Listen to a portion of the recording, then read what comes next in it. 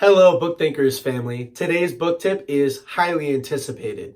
The Four Disciplines of Execution by Chris McChesney, Sean Covey, and Jim Hewling. I posted a picture about this book maybe a few weeks ago, or a picture of this book, I should say, and a lot of people said to me, hey, I have an issue with executing on the things that I'm reading. Can you please read this book and tell me whether or not it's worth reading? The answer to your question is an astounding yes. I found this book to be incredibly value-packed. Now, as a full-time sales professional, I also have some managerial responsibility for the company that I work for. This book is leading me to implement probably 6 things. I loved it. I'm going to implement as much as I possibly can. But then on the flip side, in my personal life, I'm highly structured. And I measure my activity in a spreadsheet for things that I'd like to accomplish each week. And I meet with a group of my friends. We call it Success Buddies. And it's an accountability group where my friends can hold me accountable to the things that I say I'd like to accomplish. I'm going to implement a lot of the things that I've learned from this book into that side of my life as well. So this book is great for the professional setting. It's also great for the personal setting. Now, the 4 disciplines of execution are focus, leverage, engagement, and accountability. What you'll learn in this book is how to implement and a new way to think about each one of those terms, but also how to implement and succeed and win within each one of those disciplines. I think this book is highly valuable.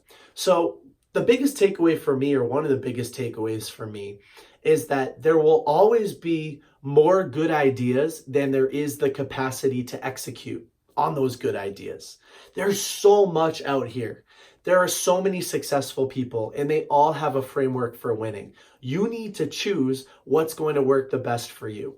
You need to choose what you'd like to focus on, what you'd like to implement, what you'd like to leverage, what you'd like to engage with, and then have people hold you accountable for and hold yourself accountable for. And this book will help you do that.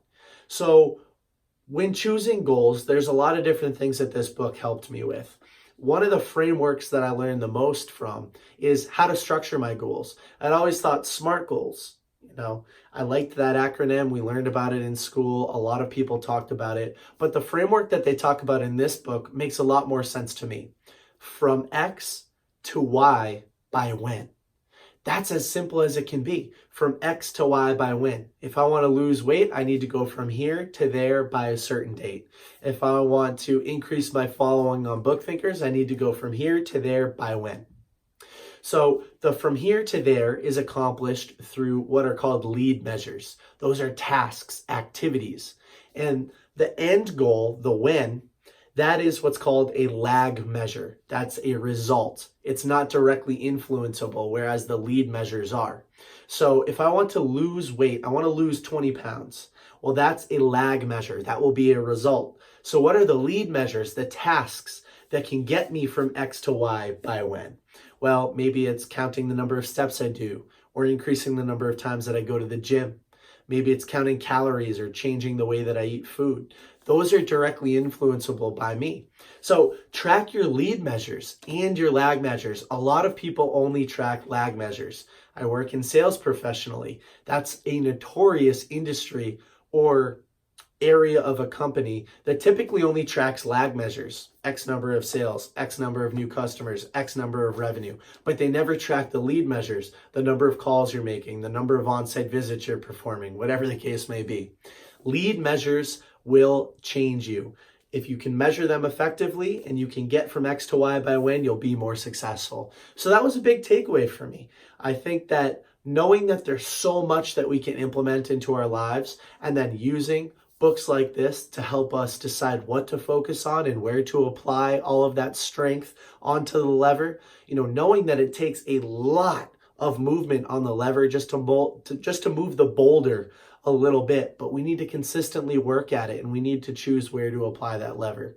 We only have so much time in the day, and execution is king. I think it's a buzzword in today's society because we've all become, I guess what I would call success junkies or personal development junkies, self-help junkies. We consume so much of this positive information that we think just by consuming it, we're going to make a change in our lives, but it's not true. Without execution, ideas are worthless. So read books like this. I think it was fantastic. I know this video was a little scattered, but I hope that you found some value in it. At the end of the day, my biggest recommendation would be to read a book like this yourself and to implement your biggest takeaways. You need to choose what you'd like to implement yourself. And with that, I hope you found some value and I hope you have a great day. All right, bye.